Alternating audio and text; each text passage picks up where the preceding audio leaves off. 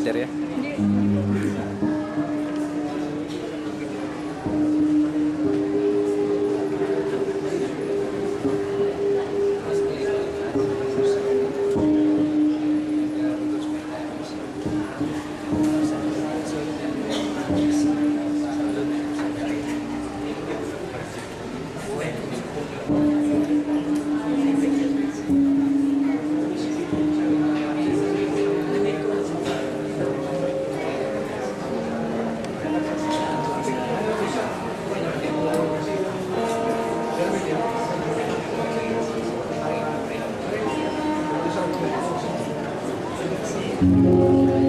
Together with their advisor, Mr. Romano Bulato.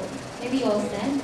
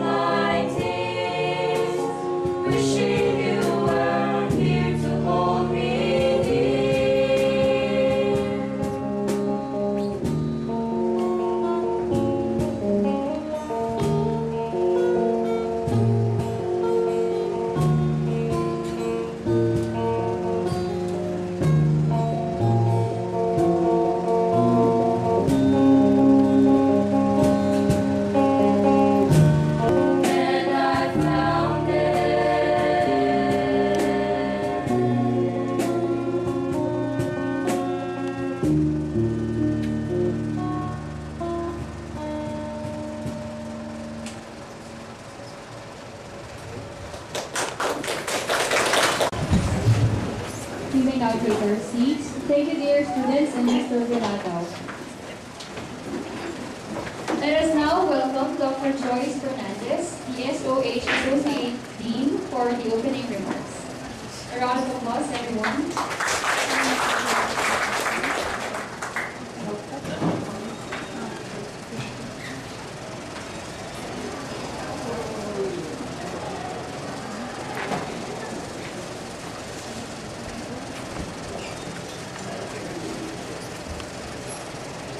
So, good evening, dear brothers and sisters in the different spiritualities and faith groups. It is very heartwarming to have allow me, in behalf of the Department of Religion of St. Louis University, to express our heartfelt gratitude to all of you for gracing this activity. We hope to continue strengthening our unity and mutual recognition for respect and dialogue. So without much ado this afternoon, I would like to welcome everyone. Relax, sit back as we prepare for the forum that shall take place after this one. So welcome again, everyone. Good evening, and God bless. Thank you.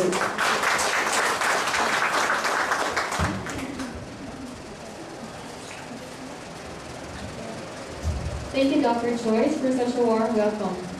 So once again, let us recognize the presence of our participants. As we call on our group, brothers and sisters, may we ask you to stand to be recognized. So let's start off with the BAGUIO Muslim community. Your brothers and sisters? There they are. Round of applause, everyone. Thank you, sirs and ma'ams. Next, we have the Hare Krishna Pure Bhakti BAGUIO Center. Welcome. We also have with us Spirituality in Thematic Art.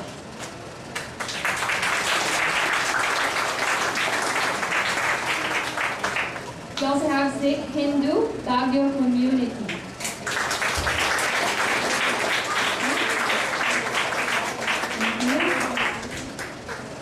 We also have Ageless Wisdom Library BAGUIO City.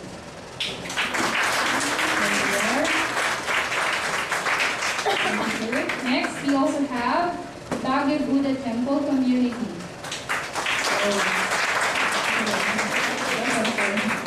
Okay, we also have Ananda Marga BAGUIO Center. We also have with us today the High Faith BAGUIO Community. Welcome. And we also have Brahma Kumaris World Spiritual University BAGUIO Center. And last but not the least, of course, we have Divinity in Diversity Alliance.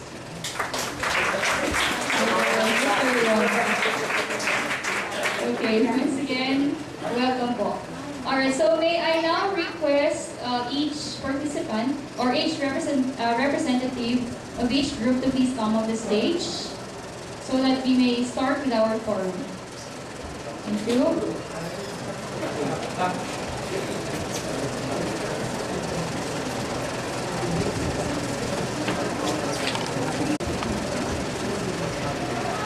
So our forum will be led by our moderators, Mr. Dexter Ladia and Dr. Rico Hakova, together with our timekeeper, Mr. Jason Lahanay.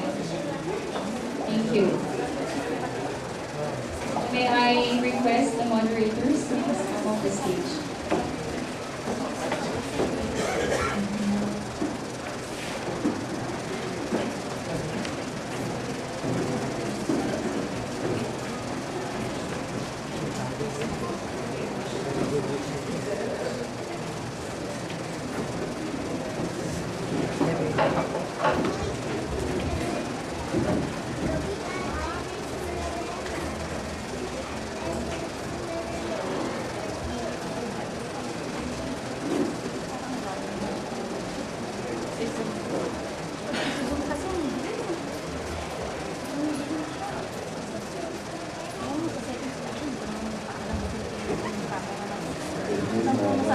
So each representative will be given 10 minutes to speak about the theme.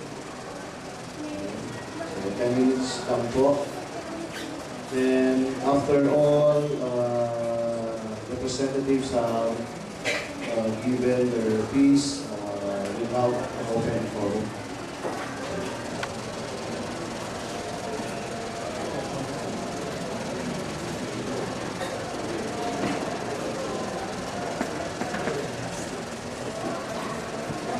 Okay, so we'll just follow the order of the arrangement of your seats. So we'll start with the BAGUIO Muslim community.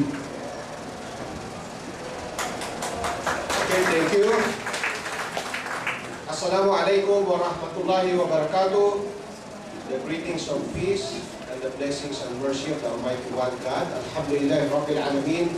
Wassalatu wassalam ala Rasulillah. We praise the Almighty One God for this opportunity to be here and be one with the St. Louis University as well as the other faith groups in exposing our belief systems. Well, basically, do I get to be here? Okay, I look like I'm in a monumento. Well, I would just like to share with you the basic belief in Islam, and it all revolves around belief in one God. And I'd like to say that Islam is not a religion. It is a belief system. It is an ideology, actually. Religion is what we do in the mosque or in the church or those spiritual things. But in the case of Islam, and I'm sure it's the same with the other belief groups, it's also about our own way of life, how we handle our money, our business, our families. So, ang tawag po kasi sa Islam ay dinul Islam, or the way of life of Islam. And it must encompass not only spirituality, but also our spiritual or our temporal life in this world. And I deem it necessary and worth mentioning that Islam only revolves around the belief in one God. That's basically the story in Islam. That's the core of the Islamic belief about faith in one God, the Lord of Abraham, Moses, Noah, Jesus, and Muhammad, peace be upon them all. And the Islamic faith has been, as you could see, been here in the Philippines for quite some time. And it's good, I'm the first to speak because Muslims have been saying we are the first here in this country, so tama lang. Mauna ako magsalita. Anyhow, we know that as just like any other Abrahamic religion or faith, it has originated from the Middle East, and more than a millennia or how many years, no? Thousands of years have passed, and it has spread all over the world, and some of the Filipinos have followed Islam, and we are here basically to share our faith with you and with others, with the students of the St. Louis University. For me, it's I would say sentimental because we were the first to exhibit here. Way back, what year was that, Profil? 2002, so, 10 years. Oh, pero hindi pa naman ako tumatanda. I'm still young. I hope so. So, at first, it was only the Islamic faith which has been invited to exhibit in that place. We were in the front, actually, and it was quite lonely. But now it's more happier, merrier, because with you around, and I would say, and I hope and pray that God willing, we will be able to do this in the years to come, and we'll be able to share our faith with others, and what we have been talking with Professor Hill, just to share the best amongst us. That's it. And so, again, I'd like to thank and praise the Almighty One God for this great opportunity to spend some time with you and share our faith. And secondly, we would like to thank the St. Louis University and all the staff. Of course, Father Jess is not here, but we really appreciate this opportunity. Thank you, and may God bless us. Salamat alaikum.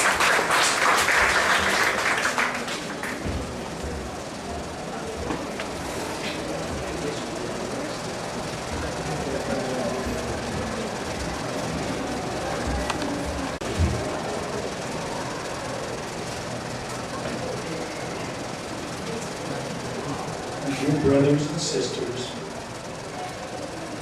thank you so much for inviting us to this wonderful interfaith meeting. And on the topic, I'm so happy to hear that Imam mentioned how happy the meeting was. He said that when he first started, sometime back, he was the solo person there, representative. And I also felt that the whole 5 days was so filled with friendship and loving exchange After all, you know as well as I do, unity and diversity is held together by love. So that loving exchange, it's beyond all boundaries and religions. I spoke with so many beautiful people, and the students are so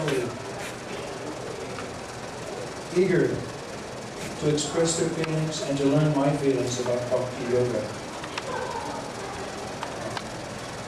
We opened our center not so long ago, about a year, or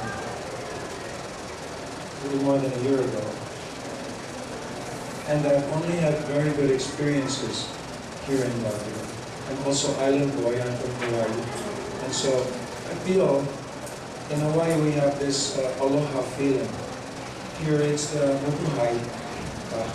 So I feel that feeling. As I explained so many times to the students, that yoga means to link together, to connect two. Like two bricks are connected by cement. Like two carabao are connected by a yoke, by a harness. So now two can become one. That means it's so universal, because all of us believe that there is only one source, and the goal of human life is to return to that source, is to become in harmony. Harmony is put forward by patience and compassion. It is promoted by, actually we follow 4 principles in Pure Bhakti Yoga. And that the first one is the principle of compassion, and thus we are vegetarians for all of God's creation, big and small. One is also cleanliness. Cleanliness is next to godliness. The other virtue is discipline. I am a disciple. I have Guru. It's also so wonderful to know that so much of the Tagalog language uses the Sanskrit language. Guru is a common Tagalog word, and it comes from the Sanskrit language, as well as so many others. I often told the students that came up, because of our theme, such as unity and diversity, beyond religion, spirituality, I often told them that my sadhya, my goal, is to touch your heart. To touch your heart. Where does the soul reside? Is it here? Up in the head? No. The soul resides in the heart. Everybody recognizes that. The challenge is to identify ourselves as a spirit soul, and not to misidentify ourselves as material body. Because when we misidentify ourselves as the material body, we leave that realm of unity and diversity. I am not a Hawaii boy, or a Canadian, or a German, or an African. I am Kalulua, I am spirit soul, and so are you. The beginning of fear is misidentifying ourselves. I'm an American, I'm faithful to the American president, and that puts God secondary. Our loyalty should be to empower each other. And humility is most important, isn't it? And there is a false humility as well. So the virtues that we hope to express through exemplary activities, these are what I was also receiving from the students. I told every one of them a loving gratitude, because whatever it is they felt that they got from me, I also got equal of that from them. I hope we can do this every year. Please feel free to extend an invitation to us because we will support it wholeheartedly. Thank you so much. I appreciate it.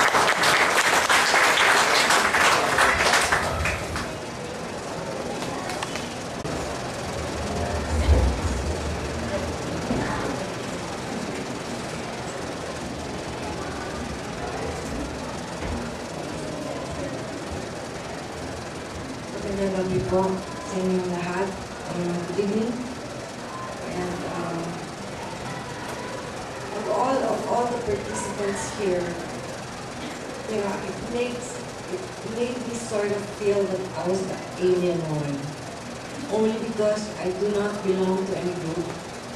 But the spirituality that emanates from everyone has made me so inspired and made me feel that you, as well as I, am also a child of God. I was the type of person maybe you could associate with in terms of I was a seeker for the longest time, ever since I was young. It made me get into different religions. Yeah, and I knew, and I felt, and I experienced in my heart that wherever you are, as long as you're consistent and everything, you will feel the blessings that come with it. Except being born as a Catholic and having been acculturated and being an artist, with this spiritual convergence, I found it in my heart to share my artworks that shows the different colors, that without light, we couldn't have any colors, for I couldn't imagine life as black and white. The theme of my exhibit that I shared with you, I entitled Enculturation. A culture like you, as I have been, intellectually, not only with history and what we've gone through education, including being acculturated with different religions, I found in my heart that the only way to really be one with God is to spend more time in culture ourselves, because if we only practice what we have been acculturated to and just join the rest because everybody's doing it, sometimes there's always a part that is covered with emptiness, a certain spiritual vacuum. And then, with all the experiences I've had, I found myself alone, in deep silence, and talking to the God I've come to know ever since I was young, who is my Father, who is our Father, which makes everything here so unified because we all believe in God, our Father. And with this, I try to find balance. It's very difficult. Why? Because if I experienced that if I only did what the rituals were doing, the rituals were being told to me, after the rituals were done, I was back to myself again, I was like without God again. And when I went inside my heart, and tried to meditate upon this, upon the light, and yet not spend as much time as I should, sometimes even loving myself more than God, I felt in my heart that if we really get inside our heart, inside our mind, inside our soul, that's the only way we'll find the God that we've been looking for, that is always there, loving. And so if we are His children, we could also have the attributes that He has. And then, if we internalize and really live that in our lives, and then I think that's the only way. In the end, lahat tayo aabot din sa langit, And with this, I would also like to make mention that a friend whom I met because of this group, Emil Del Moral. And he's there, and I give him credit also for being in complementary with what I was doing. And I hope and I pray that just like you who are pursuing what we're pursuing, to be one with God, that through the years and every minute, we can become one with Him. With this, I would like to share more light, more love, and more peace to each and everyone, and for always. Thank you.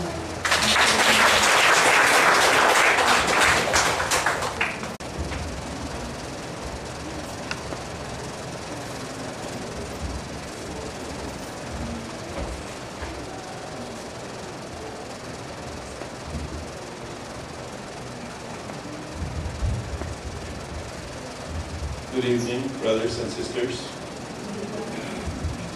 First of all, we would like to thank the Department of Religion, SLU School of Humanities, for the opportunity that they have given us to share our beliefs, which is Hinduism, with the students of SLU.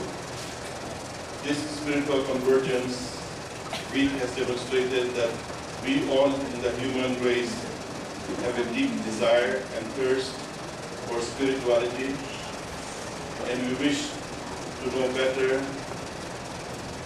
God and to know Him deeper, our relationship with Him. Although we express our beliefs in different languages, words, and rituals, this Convergence Week has revealed the common underlying knowledge that the Spirit of God is within all of us, waiting to be discovered, and God ever happy to have us in His family and in His kingdom. It can be said that Hinduism is a way of life before it is a religion. There is no single founder, but rather the inspiration came from the sages and the holy men direct to their minds from the Spirit of God, which has led them to put into writing what they have experienced, what was revealed to them through their experiences.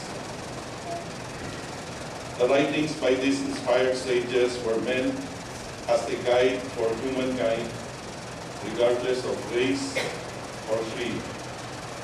The basic teachings of Hinduism are universal, and anyone can learn from the teachings and put them to practice in their daily lives and become better individuals, regardless of religion, race.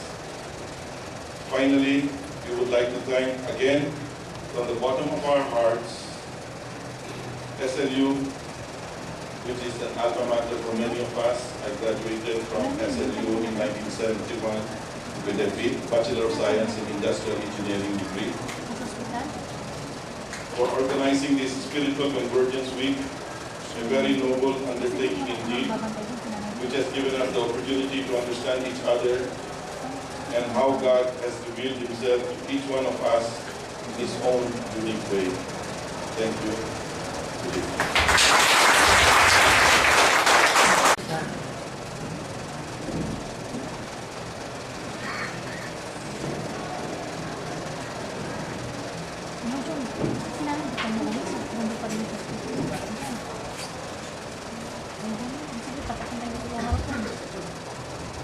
Assalamualaikum.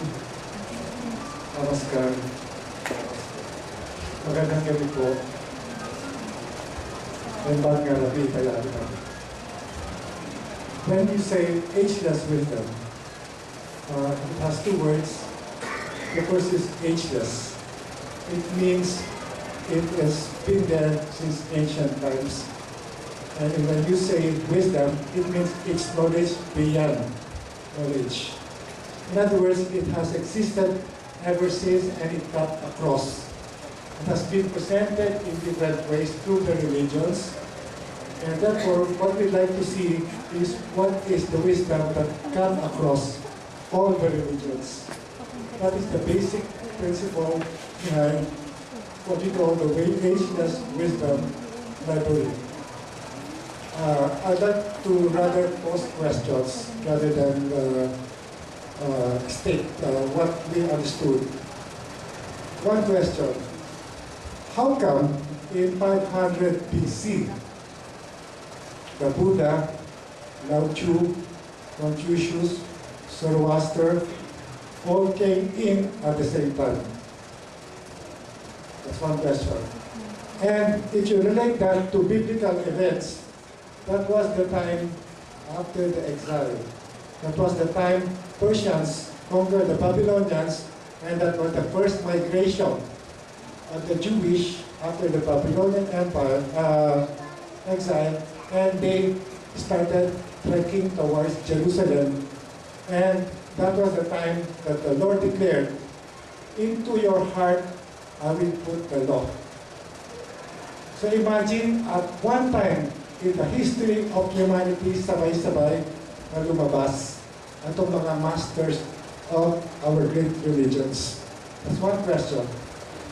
Second question, how come in the book of Genesis, the very person or the very personality who inhibited Adam from eating the fruit from the tree of life was God?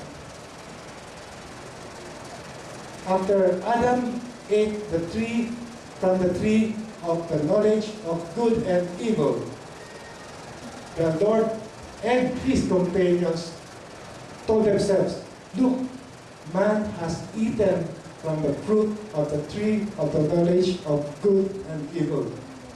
What if he also eats from the fruit of the tree of life? Come, let us prevent him, let us close paradise."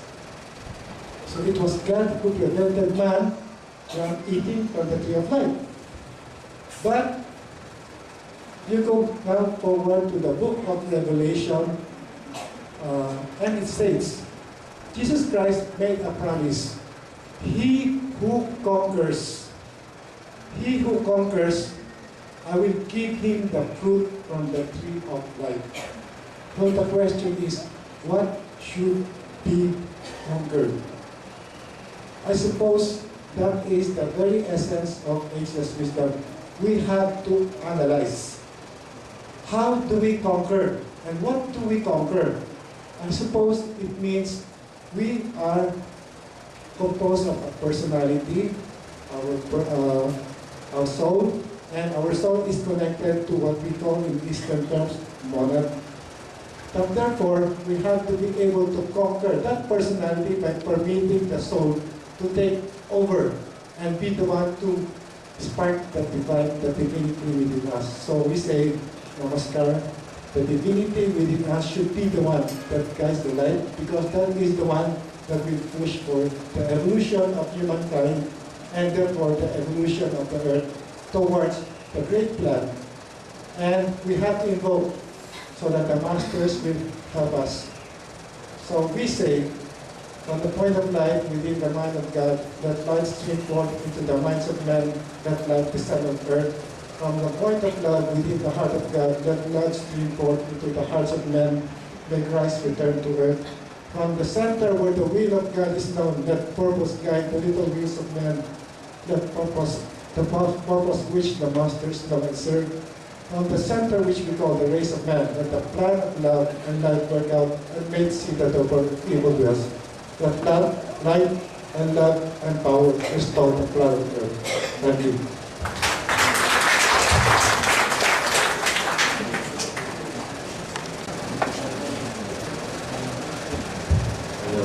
Ito po. Ito na lang. Kasi magkaka-fitness na kayo pag nakaganyan. So, for those who don't know me yet, my name is Vincent. For those who know me, I'm still Vincent. I represent the BAGUIO Buddha Temple, which is under the Venerable Abbess, Sister Reverend Christina M.T. Pasig. And I'm so happy to be here representing my faith tradition.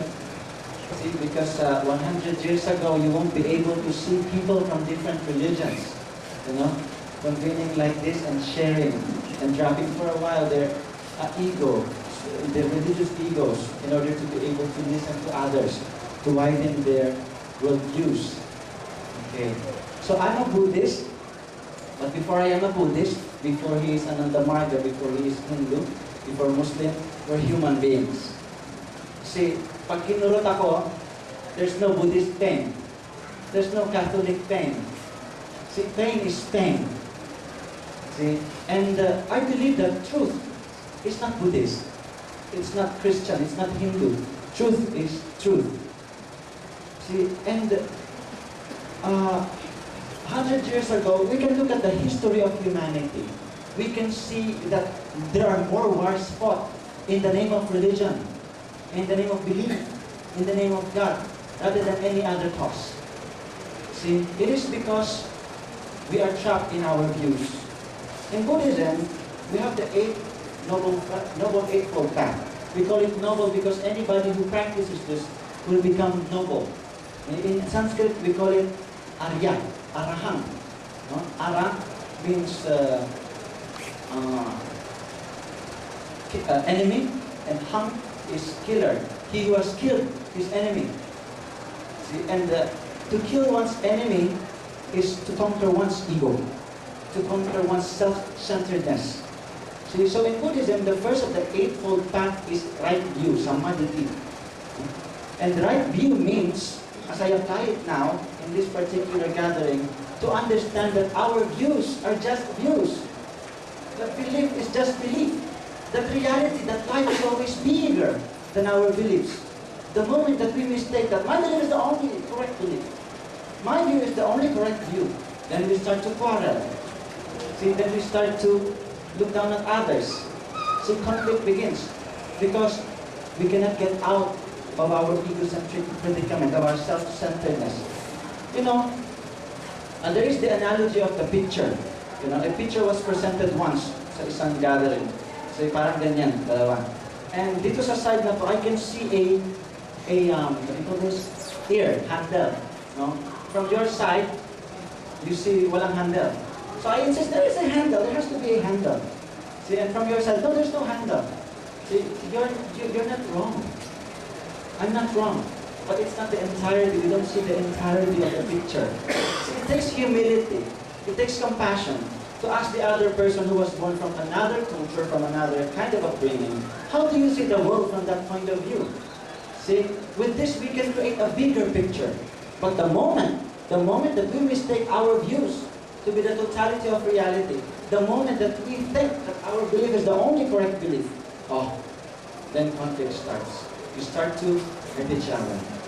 See, truth is not Buddhist, it's not Christian, it's not Hindu. Truth is truth. See, we always have to remember this. And our views are just views. It can never replace reality. See, for Christians, because I was raised a Christian, we have the 10 Commandments. Diba? And the first commandment says, I am the Lord your God, you shall not have false gods before me. See? And sometimes I'm tempted to think that actually it is our mistaking our imaginations, our imagining of what reality is that blocks our vision of the divine. See? It blocks our darshan. We cannot see reality because of our concepts. Of course, concepts are there, but we don't stop sa concepts. We don't stop in beliefs. Ultimately, we have to realize. See, Buddha teachings, concepts are given by the Buddha, by sages, by teachers, but they remain as concepts until and unless we validate them with our own experience. See, for a person who's never tasted salty, I can explain very well what salty is. I can be as articulate as I can be. This is salty. I can write books. I can make discourses. But it will never replace.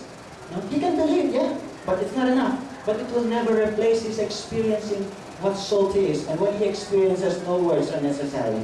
We can never agree with words. We will always fight. But in silence, we will all agree. See? So, how do we cure our egocentric predicament? We have to understand, we have to remember, our views are just views. Now, I'm tempted to believe, I came from, Buddhism is a non-theistic religion, so sometimes I feel out of place. Because most religions, aside from Jainism, Buddhism, and some schools of thought in Hinduism, We are not theistic. We don't conceive of God as a person outside of us, or we don't focus much on God as a object of devotion. See, but rather, atheistic is very harsh a term. Non-theistic, God is bigger than our concepts. Reality is bigger than our concepts. We can call God in Buddhism reality, because this is what we aspire to in Buddhism. We wish to wake up to the way things are and not to the way we want it to be. See, so for me, religion, because the root word of religion is religare, to go back. In Buddhism, we say that seeing things as they really are, as it is. Now, I'm tempted to believe that the only true religion is the religion of the heart. The religion of the heart. There is no higher religion than truth, as the Theosophists put it. See? So, may 10 minutes lang. Okay. So, later we will be appeasing our hunger which is not Buddhist, which is not Catholic. I'm not saying we ignore our differences. Of course there are differences. There are differences, but these differences should not be a cause of conflict, but rather of celebration. See, we see the world from different perspectives, and there's difference. There are differences, and there are bound to be differences. In one famous story, it is said that the farther you are from the summit of the mountain, ito yung suktok ng bundok, the farther you are, the farther the distance. The closer you get to the summit, the nearer you get. And when you're at the summit, there's no distance anymore. See? So our perceived differences are actually symptoms of how far we are from the truth. And don't worry, it's good that you know how far we are from the truth, because we can do something. See? So I'm tempted to believe also that religion is, as Anthony de Mello has put it, selling water in front of a river. No one has the monopoly of truth. Truth is there. Reality is there. See? And ultimately, temptation na, napasensya na kayo. I'm tempted to believe that the ultimate goal of religion is for you to realize that you don't need religion. And the religion of the heart is the only true religion. Unless we don't realize it, of course, we will need our religions. See? So, sabi nila yung analogy nila. My spirituality, kasi spirituality is beyond religion, sabi natin, diba? Spirituality beyond religion. Because it's spirituality which is confined, trapped doon sa trappings ng ating culture, ng ating mga perception. This cannot be called real spirituality. You know, water, we can draw it from anywhere. It is still water. Spirituality, we can draw it from all religions. See? Because the aim of all religions is for us to live life in its fullness. As Christ has put it in John 10:10, no? I have come so that you might have life and have it in its fullness. See, fullness of life. See, and this is the aim of all religions. Not to make people bow to our beliefs. See, these are just pointers. May nagtanong nga sa akin during this 10 days, 5 days, no? Sabi, what's the best path for me? Sabi ko, well, the one in front of you. There's no other path that you can tread except the one in front of you. I cannot ask you to come over here and, ascend. Otherwise, you won't be able to, See, so, last na temptation na, pasensya na, medyo last temptation na, mahaba na. I'm tempted to believe that humanity is, parang orchestra, a choir, kasi kanina, ang ganda ng choir, Ang ganda ng choir, they were creating a harmonious melody. That's not. I'm tempted to believe that humanity is singing a song. See, it's an orchestra. And I'm tempted to believe that the monotheists are singing the unity of reality. The monotheist is singing about the multiplicity, many manifestations of reality. And the non-theist, the atheist, the agnostic, let's not exclude them, are singing the ineffability of still the same reality. So, there's no other race except the human race. And the ultimate religion is religion of the heart. Amen.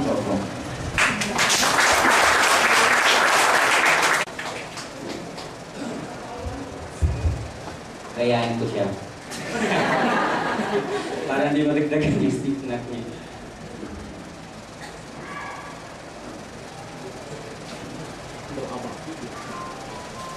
So first of all, I'd like to greet you with a very special greeting. It's called Namaskar. It means, I salute to the divinity within you, with all the divine charms in my mind, and the love and cordiality in my heart. And I do it with a hand gesture, so you can do it also. It goes like this. You fold your hands together like this, bring it over to your mind, to your heart. Namaskar. I'm Dada Ashishananda. Obviously, I'm from Anandamarg. Actually, we only have one goal in life, and that's what we call God, or, you know, in so many terms we can call God. But we all have different approaches to reach the goal, just like different rivers, and it all ends up in one ocean. So we take that path, whatever it is. For me, I took the path of Anandamarga because I feel that through this path I could achieve that goal. And we have 3 basic practices. Of course, we have more, but the 3 basic practices that we do is, one is vegetarianism, and there are several reasons why we're doing that. And then we're doing yoga postures, and again, several reasons for doing that. And meditation. So, I mean, with this activity going on, we realize, I mean, I realized, even before this, that our goal is actually one, but we have only different approaches.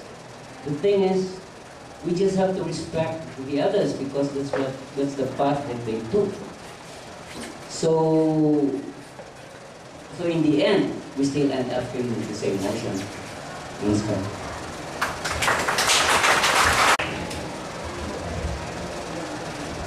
Babalik ko lang pang step ninyo.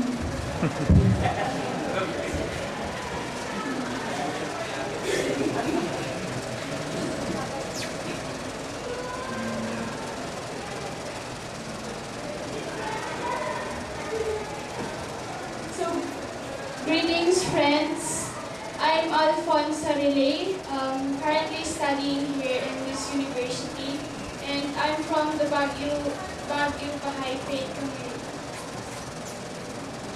The Baha'i Faith will never be forced upon you. When you do hear about it, you will be delighted to find that it is also the faith of Moses, Buddha, Krishna, Christ, Muhammad, all the great religions of the past. It is not something strange or new. It is not a religion. It is not a new religion, but a religion renewed. A fresh springtime in this dark world of winter. Spirituality is about learning the wonderful warm spirit of the cause of God and its message of love, unity, and planetary peace. It is about to attract the heart and not to enforce the mind. It is about manifesting the spirit of love, integrity, trustworthiness, and sincerity in our everyday lives. These are the qualities so desperately needed by the world around us, to be demonstrated every day that we need to share and enjoy in the lives of the people in the society around us. This is what it meant by being made in the likeness of God. These are the behavior we need to emulate and recognize its worth. Spiritual convergence implies oneness of humankind, as human evolution involves much more than the brotherly love and tolerance. It calls for a change in the very structure of society. It represents the final stage of a long evolutionary process in the collective life of humanity, a stage that will be marked by the emergence of a world civilization. Here is a quotation which clearly explains the concept of the oneness of humankind. Let there be no mistake, the principle of the oneness of mankind, the pivot round which all the teachings of Baha'u'llah revolve, is no mere outburst of ignorant emotionalism or an expression of vague and pious hope. Its appeal is not to be merely identified with the awakening of the spirit of brotherhood and goodwill among men, nor does it aim solely at the fostering of harmonious cooperation among individual people and nations. Its implications are deeper, its claim greater than any which the prophets of old were allowed to advance. Its message is applicable not only to the individual, but concerns itself primarily with the nature of those relationships that must bind all the states and nations as members of human family. It does not constitute merely to the enunciation of an ideal, but stands inseparably associated with an institution adequate to embody its truth, demonstrate its validity, and perpetuate its influence. It implies an organic change in the structure of present-day society, a change as the world has not yet experienced. It constitutes a challenge, at once bold and universal to outward shibboleths of national creeds that have their day and which must, in the ordinary course of events, as shaped and controlled by providence, give way to a new gospel, fundamentally different from and infinitely superior to what the world has already consumed. It calls for no less than a reconstruction and a demilitarization of the whole civilized world, a world organically unified in all the essential aspects of its life, its political machinery, its spiritual aspiration, its trade and finance, its script and language, and yet infinite in the diversity of the national characteristics of its federated units. In the Baha'i community, we do not consider the ways of conflict or the natural expression of human existence. We follow the ways of unity, in which diversity is viewed as a source of strength, not a cause of contention. The power of unity is directed towards the common purpose of building the world civilization envisioned by the Baha'u'llah. The evolution or progress of the spirit, absolute repose does not exist in nature. All things either make progress or lose ground. Everything moves forward or backward. Nothing is without motion. From his birth, a man progresses physically until he reaches maturity. Then, having arrived at the prime of his life, he begins to decline. The strength and powers of his body decrease, and he gradually arrives at the hour of death. A bird soars to a certain height, and having reached the highest possible point in its flight, begins its descent to earth. Thus, it is evident that movement is essential to all existence. All material things progress to a certain point, then begin to decline. This is the law which governs the whole physical creation. Now let us consider the soul. We have seen that movement is essential to existence. Nothing that has life is without motion. All creation, whether of the mineral, vegetable, or animal kingdom, is compelled to obey the law of motion. It must either ascend or descend. But with the human soul, there is no decline. Its only movement is towards perfection. Growth and progress alone constitute the motion of the soul. Divine perfection is infinite. Therefore, the progress of the soul is also infinite. From the very birth of a human being, the soul progresses. The intellect grows and knowledge increases. When the body dies, the soul lives on. All the different degrees of created physical beings are limited, but the soul is limitless. In the world of spirit, there is no retrogression. The world of mortality is a world of contradictions, of opposites. Motion being compulsory, everything must either go forward or retreat. In the realm of spirit, there is no retreat possible. All movement is bound to be toward expression of the Spirit in the world of matter. The intelligence of man, his reasoning powers, his knowledge, his scientific achievements, all these being manifestations of the Spirit, partake of the inevitable law of spiritual progress, and are therefore of necessity immortality. In this context, it is the hope that we will progress and be united in a world of spirit, as well as in a world of matter, that our intelligence will develop, our knowledge will augment, and our understanding be widened. There are two wings of the soul. This signifies wings of ascent. One is the wing of knowledge, the other of faith. This is the means of the ascent of the human soul to the lofty station of divine perfection. Before I end this talk, in behalf of the Baha'i community here in BAGUIO, we would like to thank the St. Louis University Administration, especially the School of Humanities and Theology Department, and to Sir Corporate Professor Sir Bill for inviting us, and to the different regions and spiritual groups, and of course to the students who listen and interact with us. Thank you very much.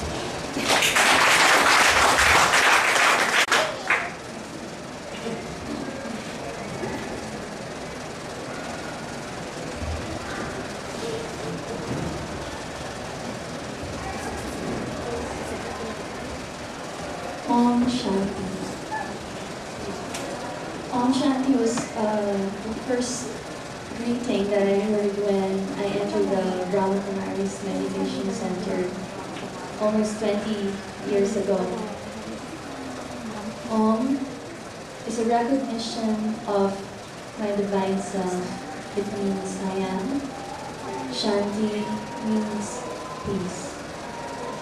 This is the basic lesson that everyone gets to learn when they come in the center, that the basic identity and the inherent right that we have as souls is peace.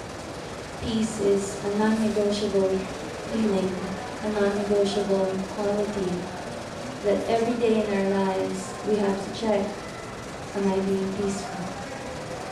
Good afternoon to everyone. My name is Celeste. Sister Celeste. I'm here to represent the Brahma Kumaris Meditation Center. In November, we are celebrating 25 years of the existence of Brahma Kumaris in BAGUIO. Today, I feel that we are all here as lighthouses and lighthouses. The coming together of different religions and spiritual groups is a response to the signs of the times that we are now in. I'm sure that all of the students that my brothers and sisters have met will have noticed the hunger, the eagerness, and the searching nature of many young people nowadays. One lesson that I've learned was that even just by the faith alone and the lifestyle that I live, it becomes a message in itself. Here at the Brahma Kumaris, I learned the image of the tree. So I'd like everyone to imagine a tree. Is the tree in your mind right now? The tree comes from a seed. From the seed came the tree. In this metaphor, I want all of us to see ourselves on that tree. Where are we?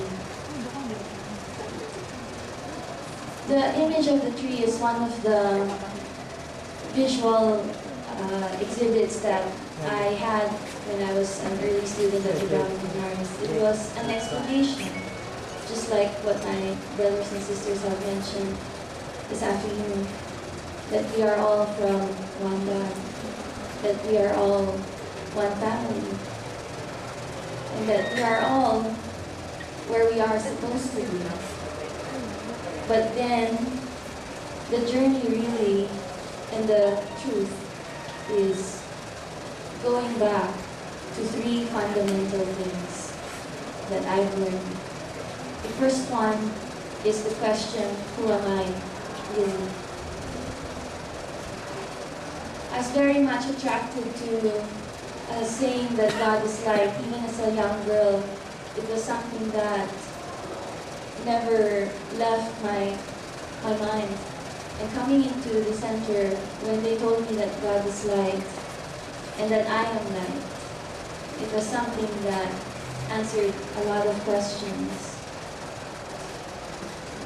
Recognizing who I am naturally leads to whom do I belong? To whom do we belong?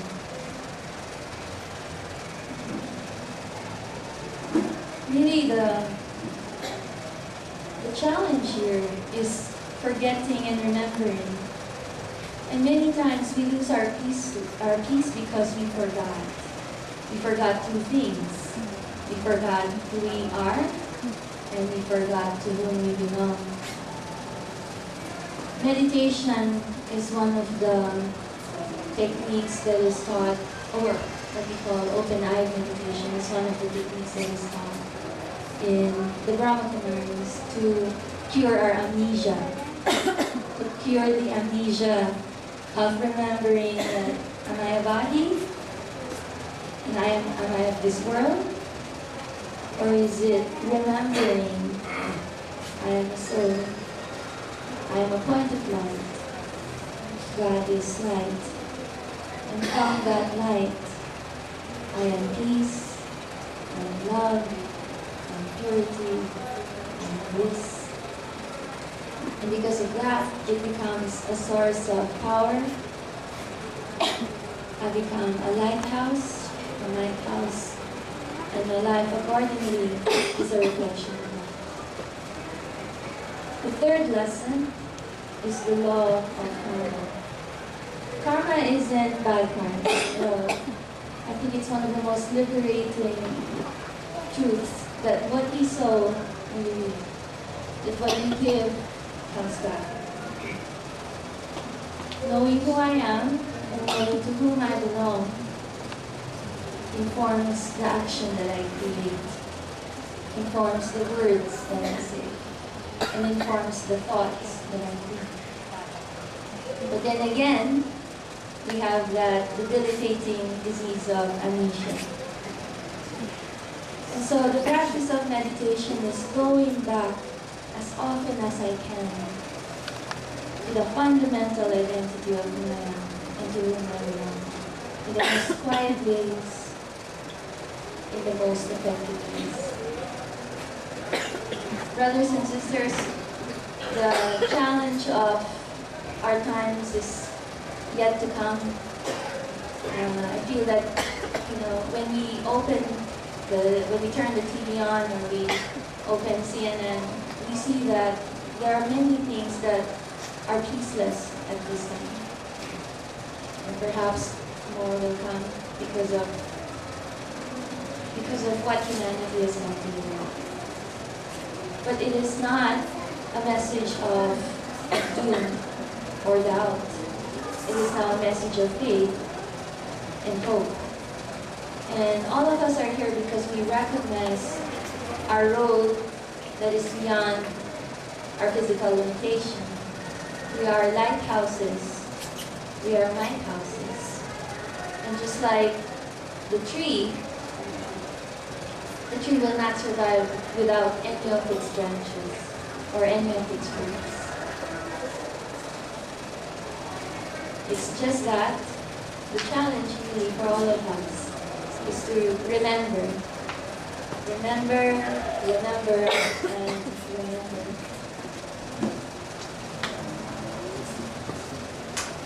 In that silence of remembering who we are, in remembering who we belong to, and in remembering what we are here for, then spirituality is at its highest.